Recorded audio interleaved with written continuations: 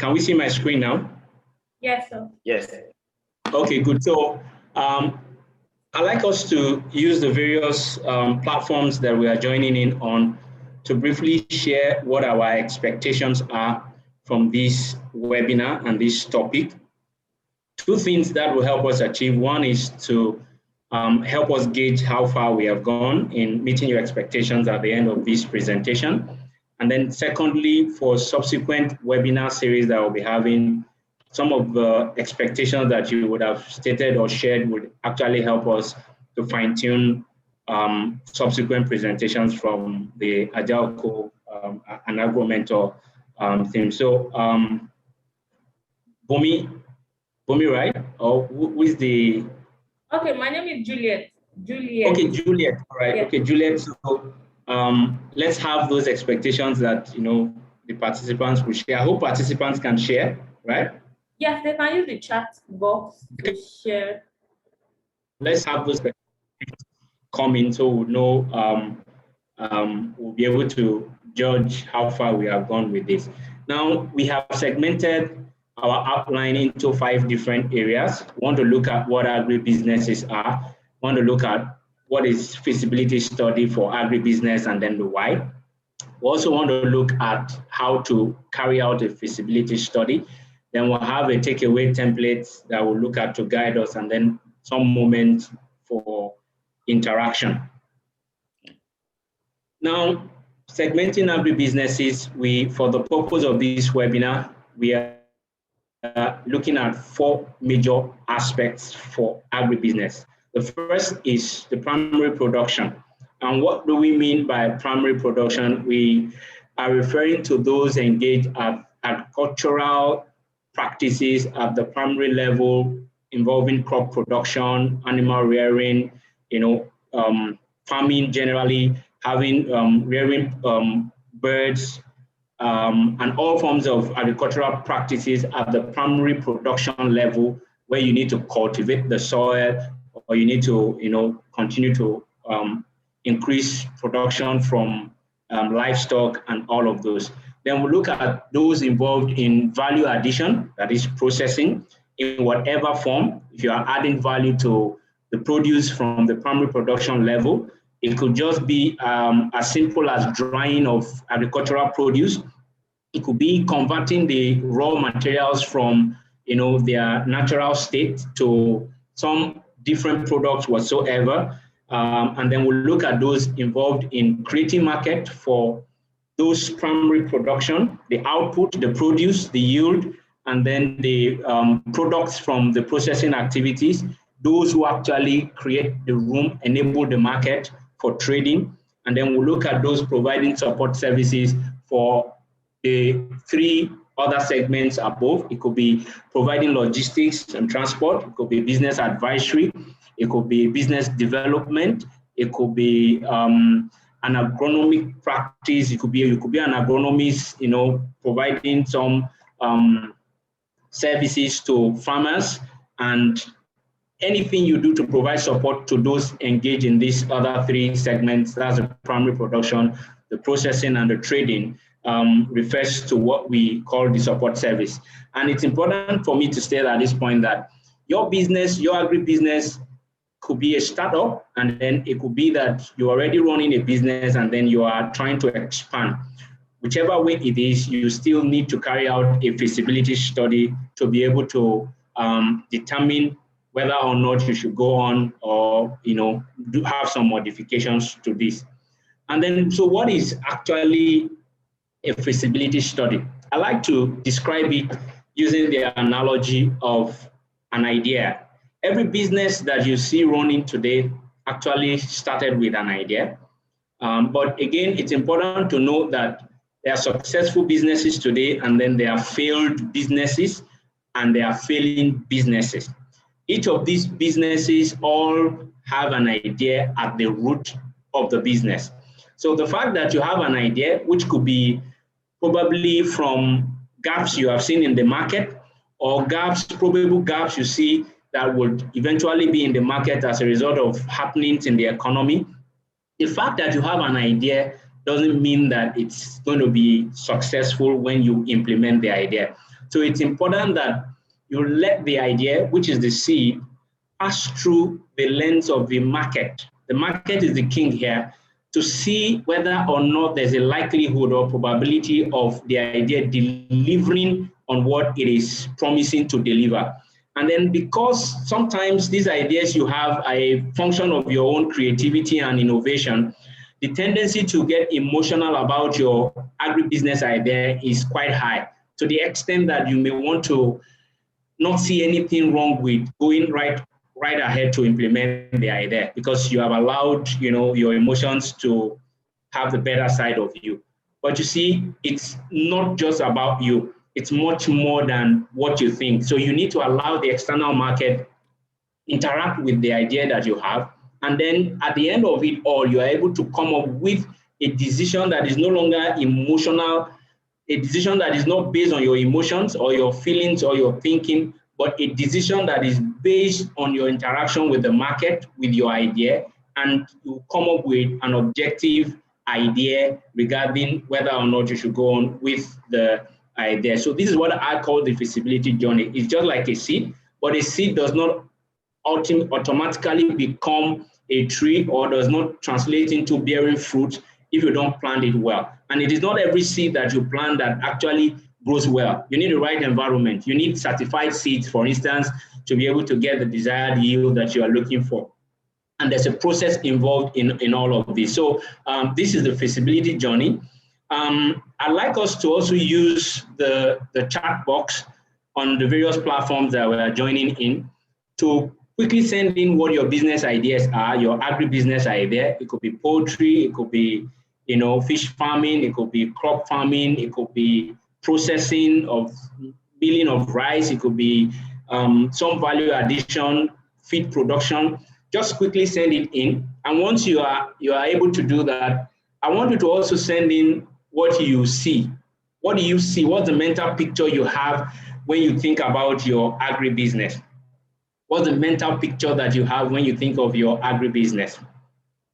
Unfortunately, I'm not able um, to see what is coming into the Yes, sir. So the thing is, once they send it in, I would let you know, but no one is sending anything in right now. Yes. Okay, all right. So now the point we're trying to make here is that most of the time, because when you think of your agribusiness, the tendency for you to think more of the fruit, of the green leaves, of everything being in order is very high because it's your own idea. So you have that likelihood that if you are thinking of your idea, your agribusiness idea, you are thinking of it not considering too many important factors such as the uncertainties in the market, the risk factors. You only see the end result. You see you see your products out there in the market, and you see people patronizing your market. So it takes us to the tale of two markets, because the first market where your idea actually is traded on is your mind's market. And in your mind's market, it's a perfect market. Everything is under your control.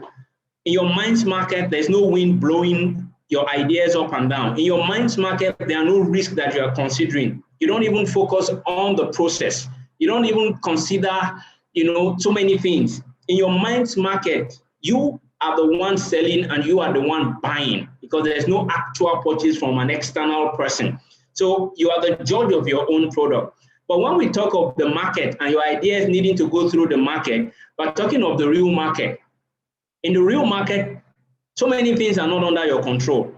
In the real market, you get to realize that if you came to the market with two legs, you get to realize that, oh, maybe you need three legs for your ideas to stand, or you need four legs for your ideas to stand, because there are forces in the market that are also interacting, to push you off and to get you off the radar. So you would now be able to realize what you need to stand on in order to withstand the pressures coming from the market. Then in the real market, you understand the processes.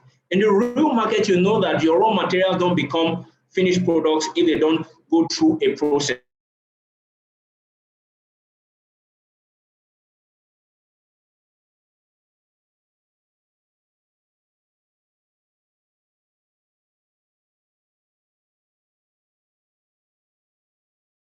market that determines the judgment on what you are bringing to the market. So it's important for us to have the tail of these two markets so that you don't just act.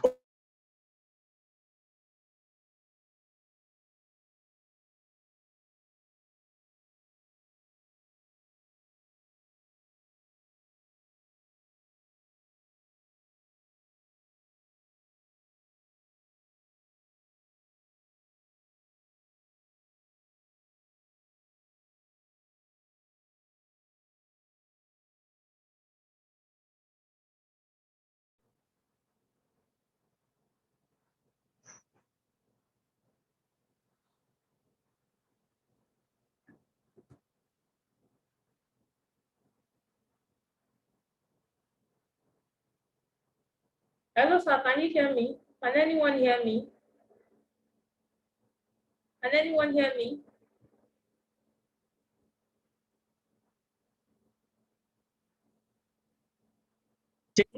Nicholas, can you hear me? Yes. Okay. I was finding it difficult to hear Mr. Simeon. That's why I had to. Oh. Okay, we could hear you partially. Maybe it's You could hear me partially. No, we could hear you. Okay, good. So I can go on, right? Yes, you can go on, sir. Okay, yeah. So, like I was saying, there's a cost implication to taking your agribusiness idea from where it is to the place of market where there will be exchange. There's a cost implication to buying your raw materials. There's a cost implication to setting up your processing line. There's even a cost implication for pushing your products out there in the market. You need the resources to be able to drive this. You need human, you need material, all forms of resources. And then there are risk implications with you carrying out, moving from point A to point B. The machines could break down. You could be in need of spare parts. All right, there could be shortage of supply of the raw cocoa. There could be production issues. So there are risks involved in this. And then you know you are not alone in this market space. There are others who are already playing in the same market. In the raw cocoa beans, there are a lot of people who are interested in it. So you have to compete with those who are already in the market. And then there are people also, you are almost going to sell in the same market. So you need to compete also for the market. So you're able to capture a good share of the market for your business. So ultimately, you want to look at, is it worth moving from point A to point B? Or do you just stay at point A and just trade in cocoa beans instead of adding value? Or is it going to add more profit to your business to concentrate on value addition and not just stay at the trading level for the raw cocoa? This is just an illustration to show us the uncertainties we have in the real market, not in our mind's market, that would ultimately lead us into carrying out a feasibility study. So what do we mean when we say feasibility study?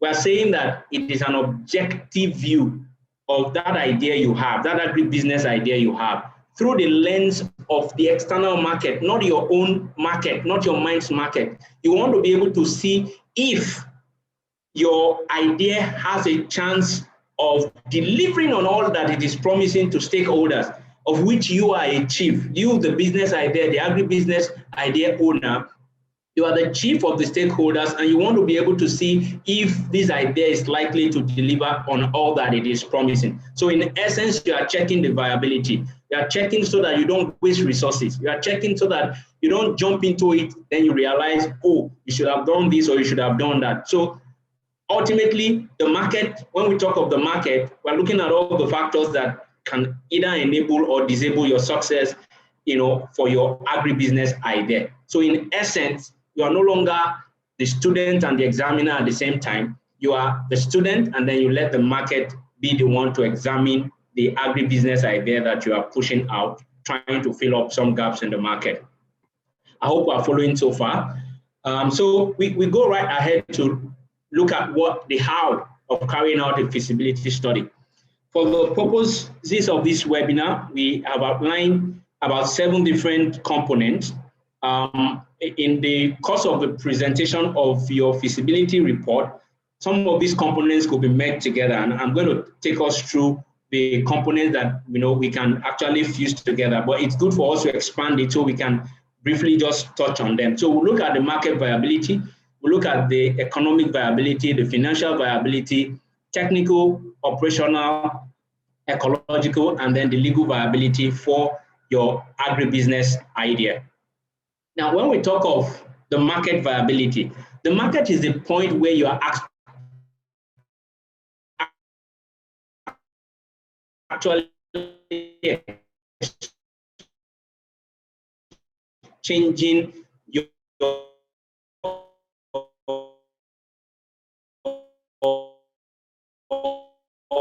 value in exchange for what they have in their purses, in their account. So this is critical for you because ultimately, whatever the market feels or thinks or sees with the idea you are bringing determines a whole lot, with regards to how successful your agribusiness idea will be in the marketplace.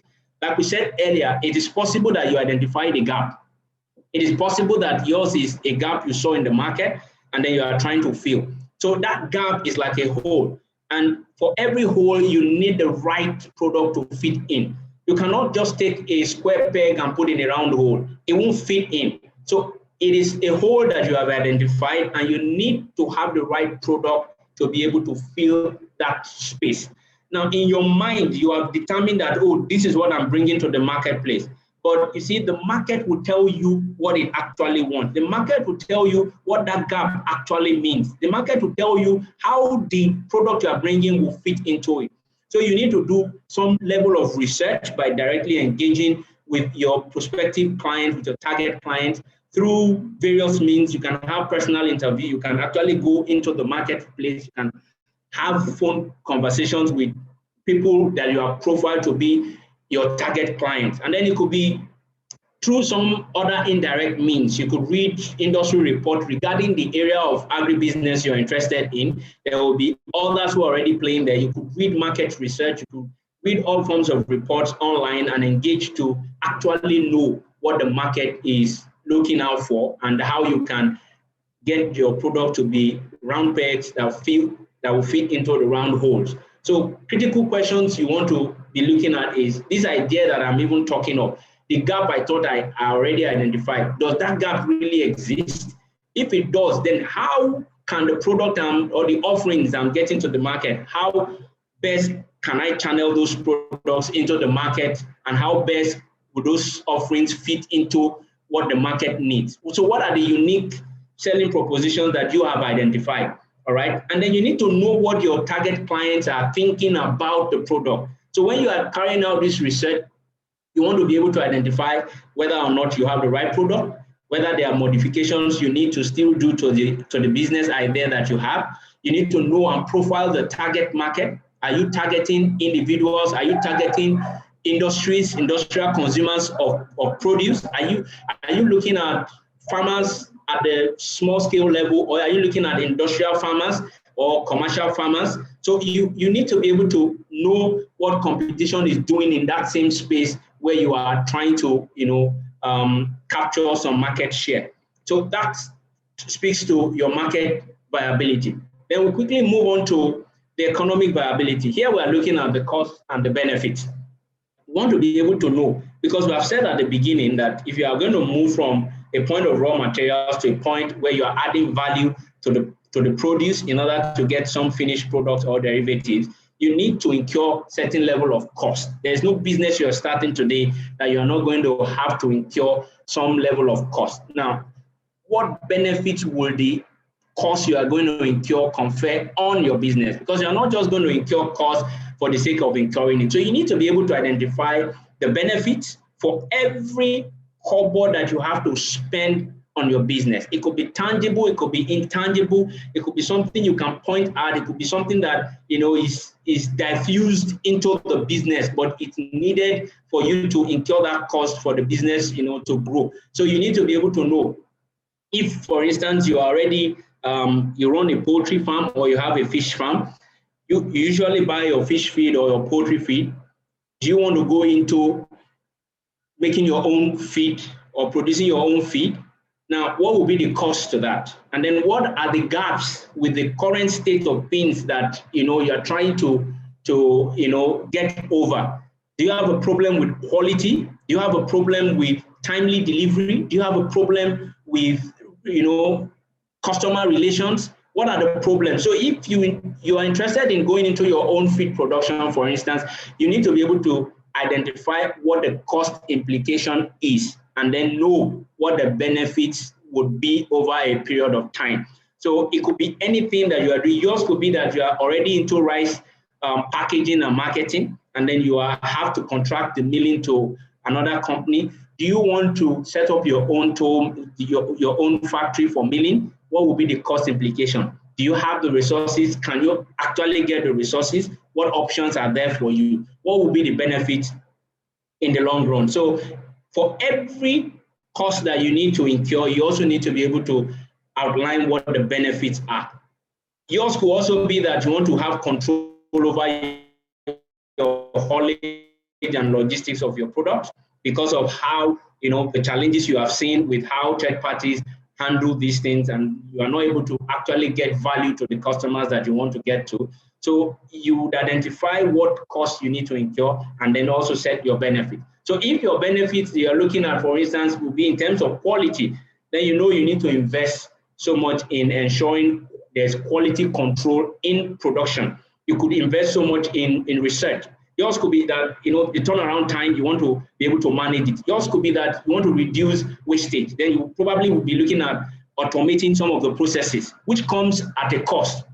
Because every time that you think of an improvement, you're also thinking of a cost, and then you need to be able to identify what will be the ultimate benefit for each cost line item that you need to incur for your business.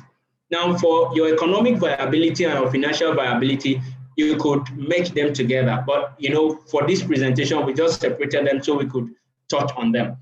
Now, we already agreed that, your agribusiness, if you're going to implement it, you need to incur certain level of cost. And this cost you incur, you also need to be able to generate as much revenue, because sometimes it's not only your funds that you are going to use to push your agribusiness in the marketplace. Even if it's your fund, you also need to be able to run at a level that you are able to pay yourself something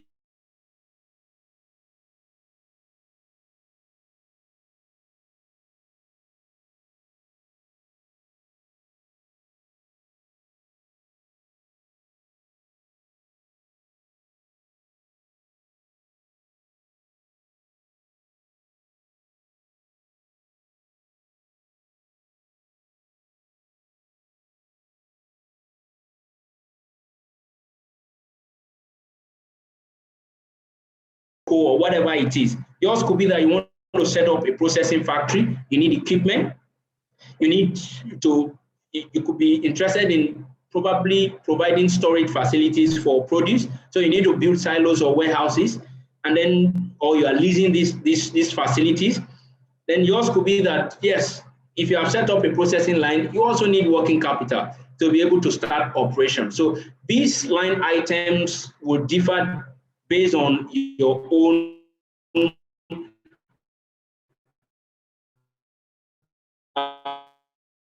just a few of those items that you will find in your initial investment outlay. Then what are the sources of funds? You could get funding from equity. It could be that you are providing the funds as the owner of the business, or you are also selling a share of your business to other investors who are ready to be part of what you're doing. You could be borrowing funds from banks, individuals, or any other available source at an interest rate that you would have agreed to, or you are bringing in, plowing back your profits that you have made over a period of time into your business.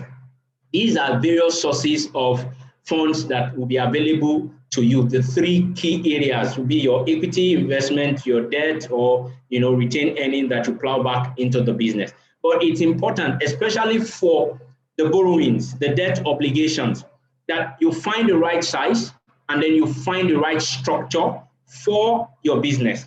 Why is it important? I'll give you an example. If you get too little investment or you get too little amount to start your business and it is not enough to complete that business, take for instance, you want to build a fish pond, and then the money that is available to you, you are able to get together, is not able to complete the project to even enable you run, then it's going to be a problem for you because the project will be done halfway and then it won't have the chance of running to be able to pay back if you are taking loans to fund it. And then your money will be sunk if it's your own investment that is going in there and it's not able to generate cash flows for you. Now, so you need the right size. If it's too little, it's a problem for you. And then if it is too big, the burden of the cost will be too much and it will weigh down the business ultimately. And then the structure is important. By structure, I'll give an example. If you're interested in going into crop farming and you choose, for instance, that, okay, you want to have a cashew plantation, and you know that it will take you about 3 years or so to start, getting produced yield that you take to the market to sell and be able to pay back, the loans that you have taken.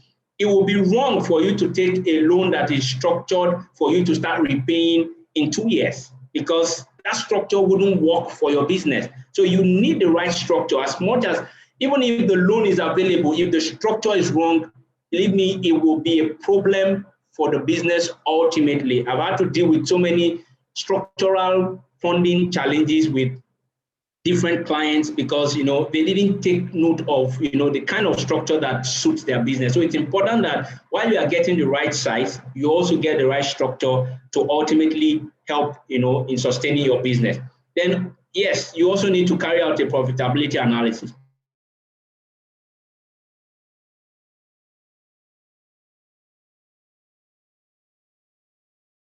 It does not ultimately mean that that business is profitable, because when we are talking of profitability, we are looking more at the efficient utilization of all the resources available to you. And then we also know that there are other areas of businesses competing for the limited resources that are made available to you. So would we get more if we invest more in those alternative opportunities, or if we forgo them and we invest in this opportunity that you are proposing? Is it going to give enough profit? Is it going to be satisfactory? Are you going to employ the resources well enough to give the desired profit level that would make investors happy? So you need to run a profitability analysis to see how efficiently resources will be applied in the course of running your business. And one of the ways, there are several ways you can actually take investment decisions on your agribusiness idea. But for the sake of this presentation, we just look at profitability index. And then it's just showing us the relationship between the cost and the benefits. We have said that there's an initial investment you need to make, which is your initial outlay.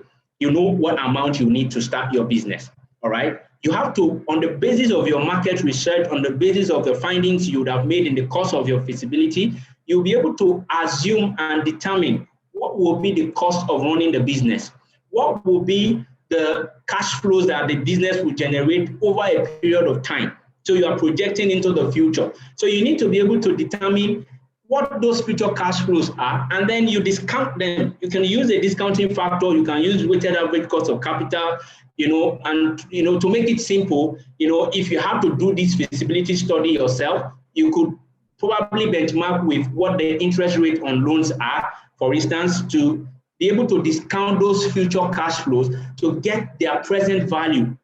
Because you want to compare likes with likes. You want to compare this initial outlay with the present value of your future cash flow. And why do we need to discount? You need to discount because, as it's always said, that the 1 naira you have today will not be the same 1 naira tomorrow, or the 1 naira of tomorrow will not be the same 1 naira of today. It speaks to the value of money, because there will be inflationary pressures on that fund. So you need to discount it and get rid of every form of inflation and be able to compare the initial outlay, which is actual money, real out investment, with the present value of your future cash flows, which will also make those future cash flows real. And by the time you divide your present value by the initial outlay, under profitability index, if you have more than one, what it means is that what you are getting over the period of time that you are considering is actually more than the initial outlay that you have used, to get the business running.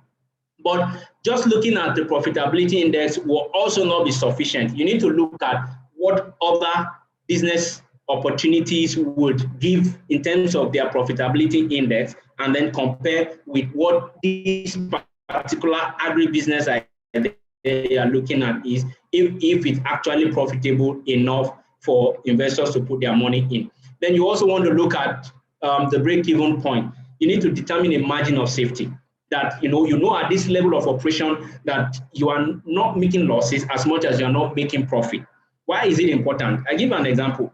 Let's say you have gotten a 10-hectare farmland and you want to cultivate, and you are going mechanized farming. And for a start, you are looking at just doing maybe 6 hectares of land. And then you are getting a tractor that can work more than 10 hectares in a day. And you are having to pay the tractor to work for just six hectares in a whole day. You want to look at the initial amount of money you put into getting the 10 hectares. It's not coming back. It's already sunk into that business. It's already sunk into the land. And if you don't work the land to the full capacity, you won't get the maximum value. But by break-even, we're saying that what is the level, the minimum level that you can use the land so that when you operate, you know that, okay, at this level, I'm neither making a loss nor making profit. So that margin of safety you need to set using the break-even analysis. And how do you do it? You take the total fixed cost, that's the cost that has been sunk into the business, and then you divide it by the unit cost of the unit price of your produce, and then you take out those costs that are varied, those variable costs that change in line with your operations, and then you are able to determine the break-even point. So if you are going to increase production beyond the break-even point, then you know that, okay, you are entering into a margin of profit. But if you are operating below that point, you know that already there's going to be a challenge because you are operating, you are not working the assets as much as you should. Then we'll quickly go into the cash flow analysis. Every business, agribusiness, entails money coming in, money going out. Now, so what do we mean when we say cash flow? We're simply talking about how money comes in and from where, and how money goes out and to where. And there are 3 basic areas. You could have your operations. Your operating activities are those your daily activities that you carry out. You are processing rice, for instance, and then you are selling rice and then getting money in. You are buying raw materials, money is going out, and then you are selling your finished products and money is coming in.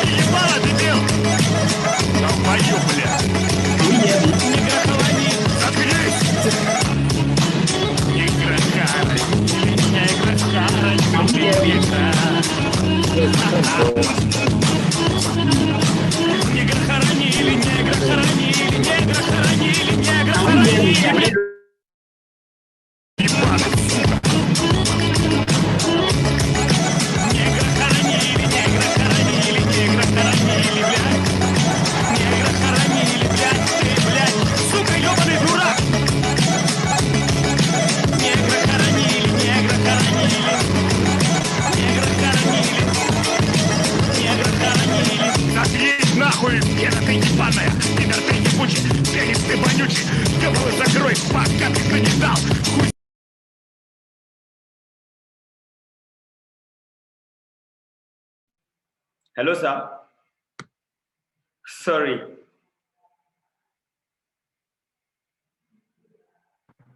Can you hear me now? Yeah, sorry, I've removed him. Sorry, sir.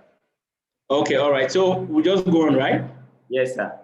Okay, so, I was talking of the operating activity. So your day-to-day transactions, how money come in and go out. And then you have your financing activities. How do you raise funds?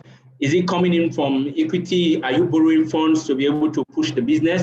And then if you borrow funds, you have to pay back. So money coming in from loans, for instance, is cash in. And then when you have to repay or you have to pay interest, service interest, it's money going out. Or is it investing activity? It is possible that even your business has made some investment and then you are also getting some returns on those investments.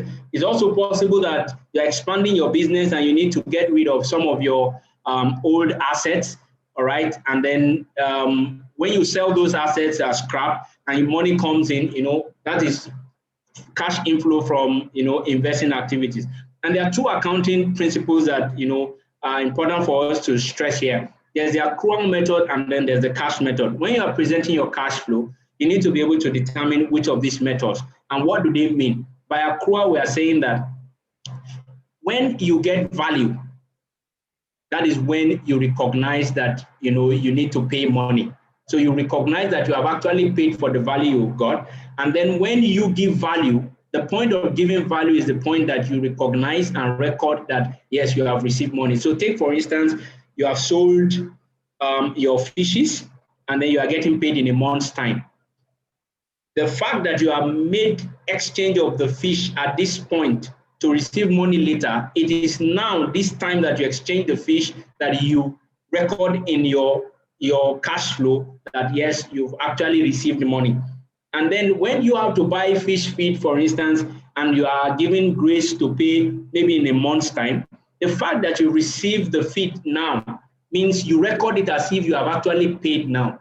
And then by cash, we are saying that it is when you part with cash that you record it that money has gone out.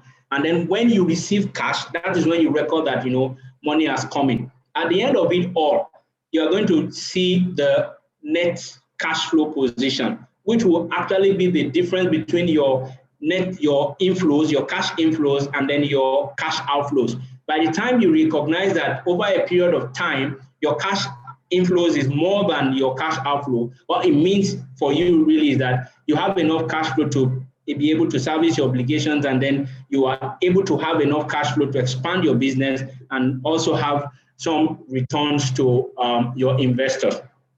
All right. So your financial projections, in addition to your cash flow projections that we just looked at, you need to do your income statement and you need to do your balance sheet. Your income statement is your profit and loss, projected profit and loss position, which shows whether or not you are making profit for the business. All right. And then your balance sheet will show us, the state of your financial position at a particular point in time. So we are looking at all that you have owned, all that you own in the business, or that you hope to own, because you are also looking into the future. And then what will finance those assets that, for the business? Is it going to be from loans? Is it going to be from your equity? You need to show us that position. These are important aspects of your financial projections. You need to do your balance sheet, your income statement, and then your cash flow statement. So quickly, we move on to your technical viability. With technical viability, we are saying, how is your business even going to start in the first place? Where do you want to locate the business? And what are the reasons for wanting to locate the business there? Are you considering access to power? Are you considering infrastructure? Is there road network? Are you considering access to raw materials?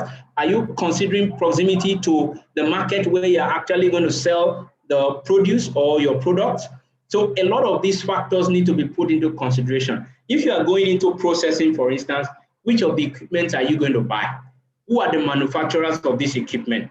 And then what is their pedigree in the market? What technical management agreement have you signed up with them? What provisions are you making for spare parts? What provisions are you making that ultimately, when there's breakdown, there's ease of repair so that the downtime will be reduced?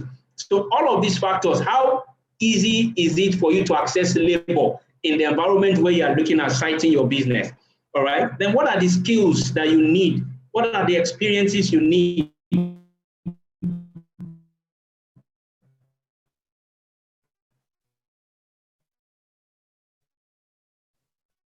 employ and engage in running your business? You need to be able to determine all of those. Then what is the size that you hope to start with? Are you looking at the entire value chain? You want to go into farming, you want to go into value addition, but do you want to start with the processing and then marketing? Then after a while, go back to do backward integration and then produce your own raw materials. A lot of these factors have to be put in place when you are doing your technical viability. Ultimately, you are looking at infrastructure, you are looking at safety provisions for those who work for you, especially if you are operating in an environment or you have a business that requires that safety measures have to be in place. And then what is the environmental impact assessment for your business? This technical viability is closely intertwined with operational viability. All right, but we separated them here so we can, address them differently. Now, for your operations, who does what at what point at what time? You need to be able to know, because if you are in a business to fill a gap that you notice that, for instance, there's quality deficiencies in the products that others are churning out into the market, then you need to put the operational structure in place to ensure that there's quality control, and what you are bringing out to the market to fill that gap is actually what the market needs. You need to be able to define a structure, who does what per time. So these are very important aspects of your feasibility study that you need to carry out. So you are operating in an environment. Under the ecological viability, you have an environment where your business is sited. How are your operations impacting on the environment?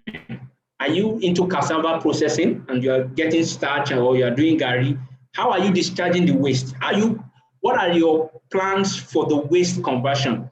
Are you emitting more than what you're supposed to emit into the environment? How do you want to convert the husk, for instance, from your rice production or milling into something useful, or do you just discharge them anyhow? You're operating in an environment, and it is necessary that your activities don't destroy the environment that you're operating in. So for all the activities that you carry out that would definitely could have negative impact on the environment, you need to put structures in place to mitigate those unforeseen outcomes, because you won't go into operations because you want to harm the environment. But if your operations are going to be very harmful to the environment, then you need to be able to define for yourself what alternative measures you are putting in place in order to curb or reduce the impact of your activities on the environment, because the entire ecosystem has to work and has to work, without your own activities unnecessarily harming the environment. These are important areas you need to look at, especially there are some fundings you cannot get if you don't have a good system for how you operate within an environment to keep the environment safe. Then the legal aspect of your business. Definitely you have to buy land, you have to own a land, or you have to lease. Is the land you are buying encumbered? You don't want to set up your business and then realize that, the land is encumbered, you're not supposed to put your business there. Or under the geographic mapping for that environment, it's not cut out for industries, it's not cut out for factories, it's purely residential. Are you citing your poultry business, for instance, in a residential environment? That could have very harmful effect, and then it will have legal implications. So as much as possible, you need to see the legal side of your business to ensure that you're operating within the laws, the regulations guiding that particular business of yours. You don't want to operate, for instance, you need NAFDAC approval and then you don't have NAFDAC approval, or you don't have SON certification. All the things you need to run your business, you need to ensure that the legal side of it is well tied, so that you don't use the time you're supposed to use to run your business to start pursuing litigation up and down. It will deprive you of the time to actually concentrate on your business. And then the other aspect of the legality of your business is, how are you filing your returns? What are the taxes that you're supposed to pay? What are the duties you're supposed to pay? You need to look at that. What are the exemptions that you even have that you need to begin to work towards getting? If you're importing some items, for instance, are they free from duties? So all of those things, you need to put them into consideration when doing your feasibility study. In conclusion, at the end of all of these key segments, these various dimensions of your feasibility study, you need to take a decision. There's a decision to either go on or not to go on based on your findings, no longer based on what you think, but based on your findings from the marketplace, based on all the factors we have looked at. And in taking this decision, you determine whether or not you are going to go forward. Then how do you go forward? What do you plan as the way of getting to the market? Do you need modification? Do you need to improve on it? All right. And once you have decided, you now set out a schedule of work to be able to implement your agribusiness idea in phases. Now, we know that you will not have the time. Not everybody will have the time to be able to do this by themselves, or even the skill set to be able to carry out a feasibility study, by themselves. So you could engage a reputable firm. It would engage individuals who that can actually do this. But we always recommend that you are part of the discovery process so that nobody is just handing down discoveries to you. As much as you can be part of that process. At the end of it all, if you are part of the discovery process and the feasibility journey, you are able to, be part, it's already part of you. And then when it comes to implementing those ideas, you already have knowledge, how, and all of the things that you need to do in order to get your agribusiness idea in the marketplace. So we designed this template. There could be many other formats that you could use, but this is the template we work with. So you would ultimately you have your introduction where you are introducing your agribusiness idea that you're looking at, and then all the findings you have from the market, the technicalities, the operations, the financial projections. You need to bring all of them into the final report, the feasibility study, and then your recommendations, and then you do your executive summary, which will give us an insight into what the whole report is all about. So thank you. So we'll quickly go to the moment of interaction. Thank you. Wow, thank you so much, Mr. Simeon. I think this is a very, very, very enlightening session for us. I've learned a lot. So quickly, we are going to ask questions. If you have questions, please can you use can you raise your hand? You can raise your hand, or you can drop the question at the comment at the chat section. So as we wait for the question, sir, I think my first question is this. Now, all these processes that you have described, I think there are 7 major components of agribusiness. Now, why should I have to pass through that pain of getting those information or piling those information together? At the end of the day,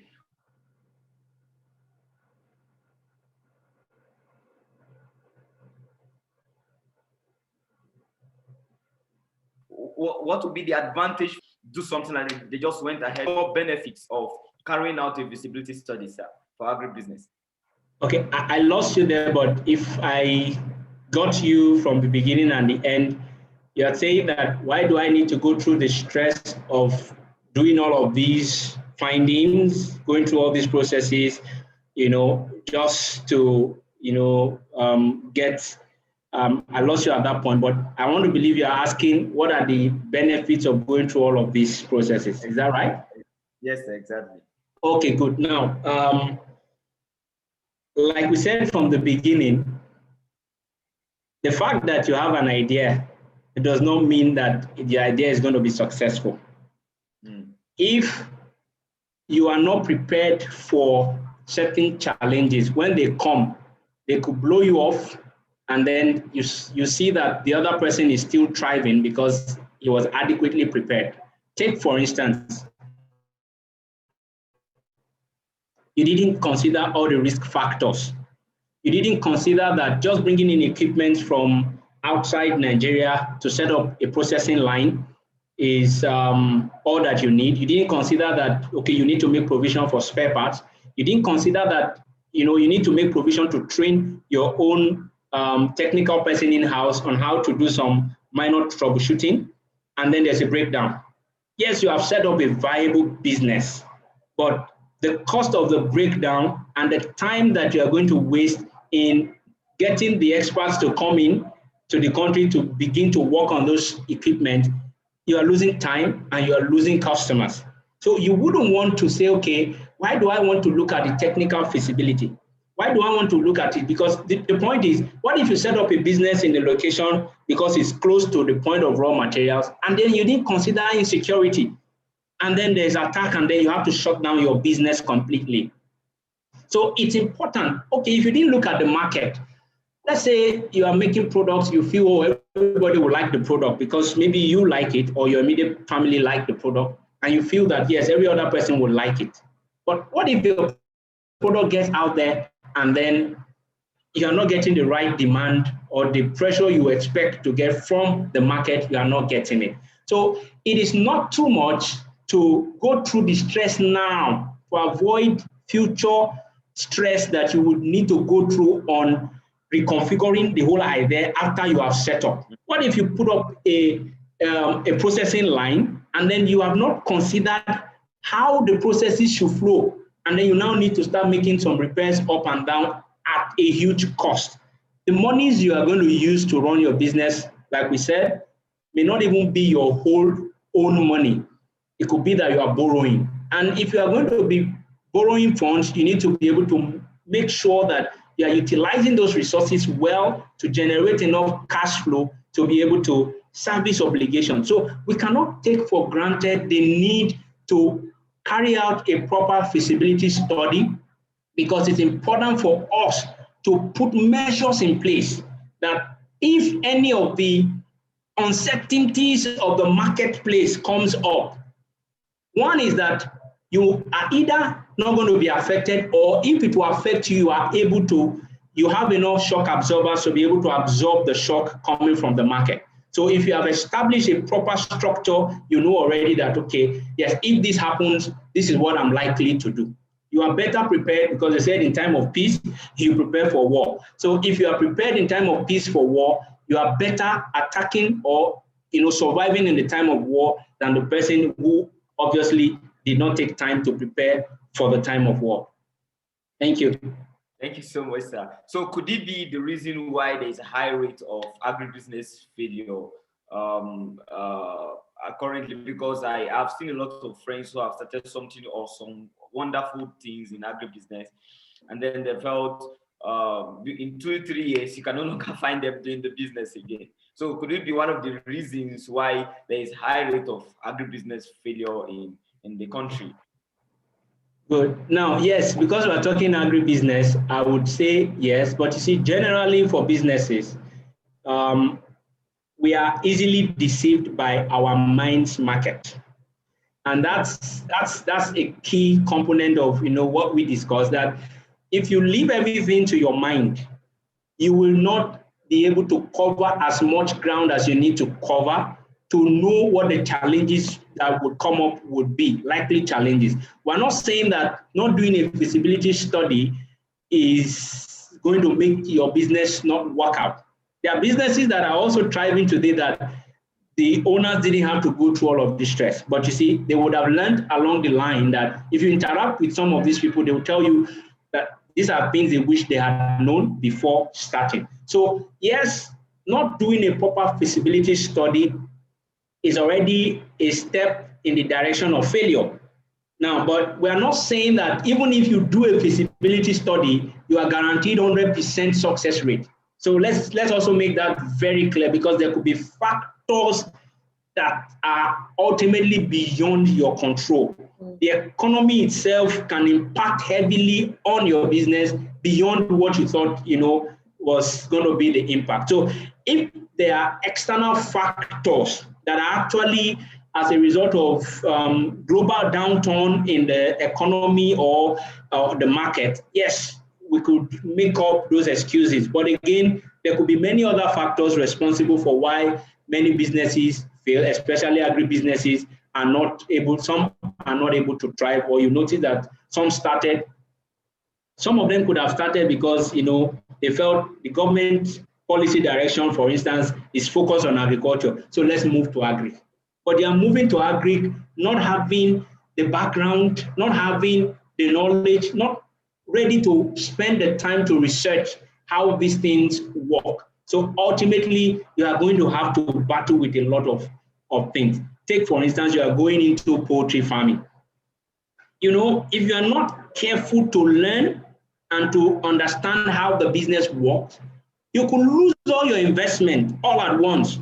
You may not be able to manage, outbreak of epidemic. You may not be able to manage the, events around poultry, for instance. So anything could happen, but doing a feasibility study guarantees you some level of success and then some level of knowledge on how to deal with uncertainties in the marketplace. Okay, thank you so much, sir. So do you still have any question, Juliet? Yeah, I'm here. Well, there is no question. I have checked the chat box, and okay. Seems like the question just came in. Okay, so let me read this. So someone said, thank you for your effort. It was well organized, and I'm trying to read that. Okay. Well organized and detailed. Okay. My question is based on ecological viability regarding business setup, e.g., setting up a poultry in an area. I'm coming, sorry. Setting up setting up a poultry in a residential area. Okay, in an area far from residential area. But as time goes on with urbanization and expansion, thereby getting to your farm, that people start coming.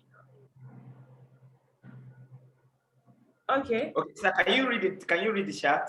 Yeah, it's the chat I'm actually trying to read. Let me try and read it. Okay, all right, I can see it now. Okay, thank you for your effort. It was all well organized and detailed. My question is based on ecological viability regarding business setup, e.g., setting up a poultry in an area far from residential area, but as time goes on with urbanization and expansion, thereby getting to your farm, then people start complaining of poultry odor and like thereby threatening your farm. What do you do in such situation? Meaning you got set up your farm before expansion of house to that location. Okay, thank you very much. Yeah, I think I understand what he's trying to say, that you already took your poultry farm, for instance, far from residential area. Now, one of the things you can do is this. When you are getting the land and you are registering the land, try as much as possible to ensure that you don't register the land for residential purpose.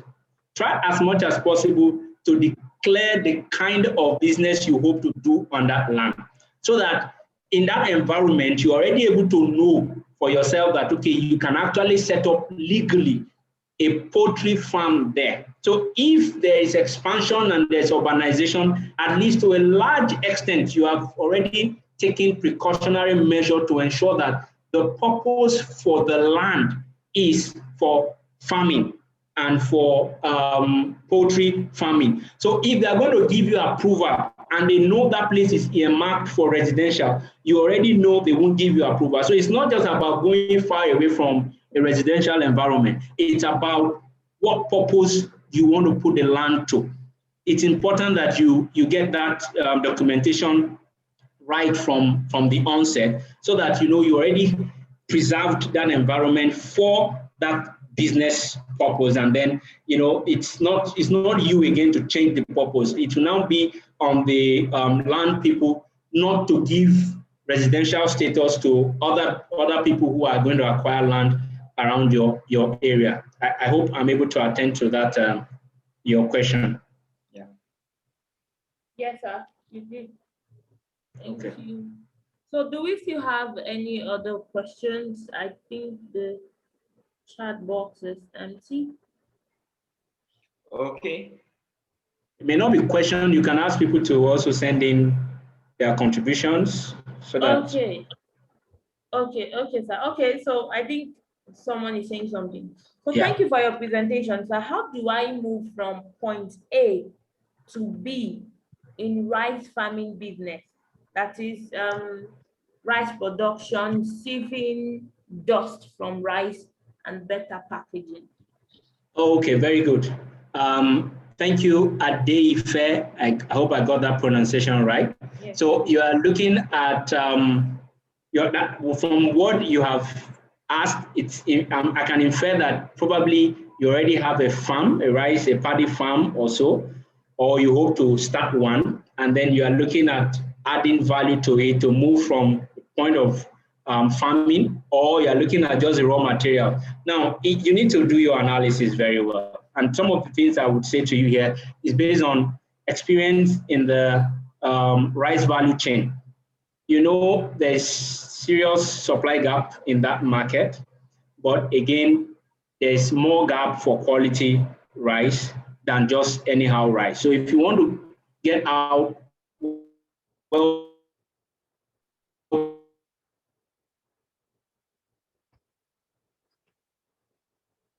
polished, but you need to invest in the right equipment that would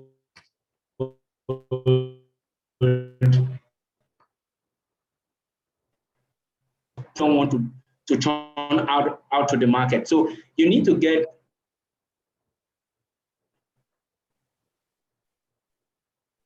a right for your rice, and then at every stage in the rice milling project, you need to do cleaning and cleaning and cleaning. So I can just run you through the processes. So once you get in your paddy, you need to clean it and then destone it and remove all forms of dust and unfilled husk from the rice through your pre-cleaning machine before you will now go ahead to soak the rice and then parboil the rice. Now, once you dry the rice again, the cleaning process that you have embarked on could also be, become a waste if you are going to dry your rice on the bare floor where you have not properly cleaned, and then the rice will now pick up stones again before you take it into the milling room, and then you have to destone again. So you also need to take precautionary measures to ensure that, at every stage as you are cleaning, you ensure that you are not going to allow the production process to be subject to dust coming in and all of that. And once you dry your rice and you are taking it into your milling room, you need to do cleaning again. You have to destone the rice again before you go ahead to polish, and then to dehusk the rice. And then when you dehusk, you need to polish it. Now, there's another aspect of the production process that is very important. Take, for instance, you have polished and then you have graded the rice. You need to invest in sorting. That is about the final stage of your rice milling process before you talk of packaging. That sorting is like an X-ray that you have to do of the rice that is going through your production line after you have done the grading. Now, so if you do not invest in proper sorting, by getting the equipment to sort the rice. There are small equipment that can help you sort the rice that are not so expensive. And then there are very big sorting machines that you can invest in so that the sorting machine will properly X-ray all the rice that will pass through it. So it can reject and take out stones and take out, the rice that are of different colors, and then give you, your final product. And each of these products you have, apart from the stone, also have market value. So you need to do proper investment in doing your research and doing your investing in the technical and operational aspect of the business to get the right kind of products you want in the market. Okay, thank you for your response, sir. Yeah. Just to add, for Adeife, if you are still interested in understanding the rice value chain, you could reach out to the Agile Code team, and we'll find a way to help put things straight for you and make things easier for you. Probably get you access to some of the materials that we have to put you through better. Okay, thank you very much for that, sir. I think this is responding. Okay, so if we do not have any more questions for our guests, we would like to say a very big thank you to everyone who made it a date with us. I want to say thank you very much to our guests too. Thank you, sir. So you're welcome. Thank you. Yes, thank you to all the participants too. So the slides will be available at Adelco Academy. So to everyone, thank you very much. We will be getting across to you guys so that you will know the date for the next webinar. Nicholas, I don't know if you have a question. No, I don't. Okay. Okay, I think someone is raising his hand in the audience. The Almajiri Umar Farouk, I'm coming. Okay, I can see the question here. how best can the cost of market commodities be well controlled, especially as the cost from rural areas has a very wide disparity with the cost in cities, despite no change in the price of diesel fuel, which is used by the majority of vehicles that transport it down from rural areas to the cities. Now, we're talking about controls now. In the course of the presentation, we said that so many factors are not under your control. You have looked at the cost of diesel, but I'm not holding brief for those middlemen and those middle players, but it is beyond diesel. It is about so many other factors. It could be infrastructure. It could be the road, poor road network. It could be the people who haul these goods don't just charge you because of diesel. They can charge you because of forces of demand and supply. There could be probably scarcity of vehicles or trucks at that point in time, and then the few that are available, there's demand pressure, and then the price of haulage, goes up and all of that. And you see, if there's an opportunity to move goods from the rural areas, you find out that, okay, yes, prices of goods may be cheaper in the rural areas for those commodities you are talking of, all right? But the cost of moving these things down to the cities, you also need to look at the cost of storage. It's not as if when you bring these goods to the cities, you're already selling everything.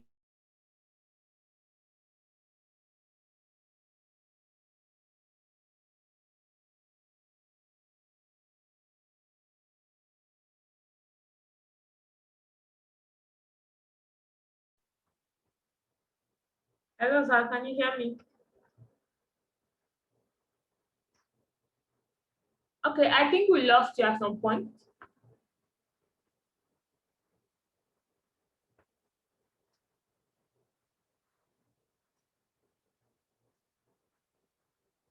Hello, sir.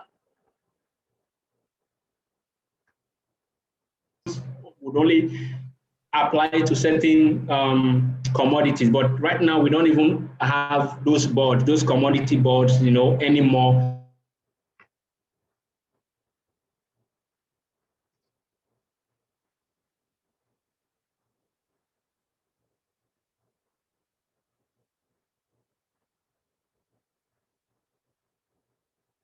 What's enable in the market, even in the international market, when you are dealing with cash crops, and even when you are dealing with local other food crops, other grains, for instance, these same people have a fair understanding of what the market is, and they also fix their own prices on the basis of what the market is taking. So regulation is not going to be something that you will do as an individual or as a business, but you can only play within the space that is available and see what opportunities there are for you. Because every business person will think more of what is coming to me for the investment I'm making in it. So I cannot make investment in grains and then not sell at a price that will give me profit or will ensure that my business is growing sustainably. So it's important that businesses will look at sustainability. Yes, you would have bought at this point, you are storing, there's a cost to it, you are warehousing, there's a cost to it. All right. So, and then if the products for the industrial users that are out there, the prices are going up, you also want to be able to do what we call replacement. How are you going to be able to buy additional more 30 tons if you are not able to sell this one at a price that would even enable you buy? So there are so many factors to it, and regulation is something that would need to come from the government. Thank you. Okay, thank you very much, sir. Do we still have questions? I'm coming. Check through this. I think we should just close for today.